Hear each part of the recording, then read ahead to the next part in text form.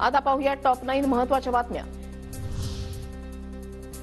विद्यार्थ्यांना आता मराठीतून उच्च शिक्षणाची संधी। 12 भारतीय भाषांमध्ये लवकरच पुस्तकं येणार। उच्च शिक्षणातील सर्व पदव्या 12 भारतीय भाषांमध्ये घेता येणार।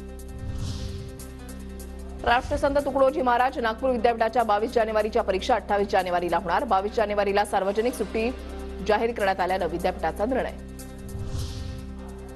सायन रेल्वे स्थानकावरील उड्डाण पुलाच्या पुनर्बांधणीचा शासनाकडून निर्णय। मात्र प्रवाशांची गैरसोय न होण्यासाठी पुलाच्या बांधकामाला रेल्वे प्रशासनाकडून तुर्तास स्थगिती।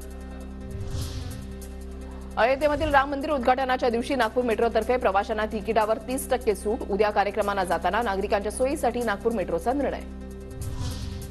नागपूर महानगरपालिका विद्युत वाहनांना प्रोत्साहन देण्यासाठी शहरातील वेगवेगळ्या भागामध्ये 150 चार्जिंग स्टेशन उभारणार।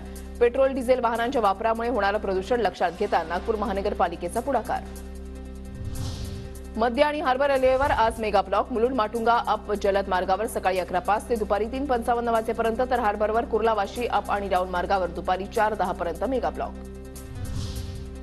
पालिकेकडून नागरी सुविधांच्या कामांसाठी मागील वर्षी 681 कोटींची तरतूद। मात्र या निधीचा वापर न झाल्यानं 500 कोटी रुपयांच्या निधीचं स्वतंत्र खातं तयार। येत्या काळामध्ये प्रभागातील कामांसाठी हा निधी खर्च केला जाणार।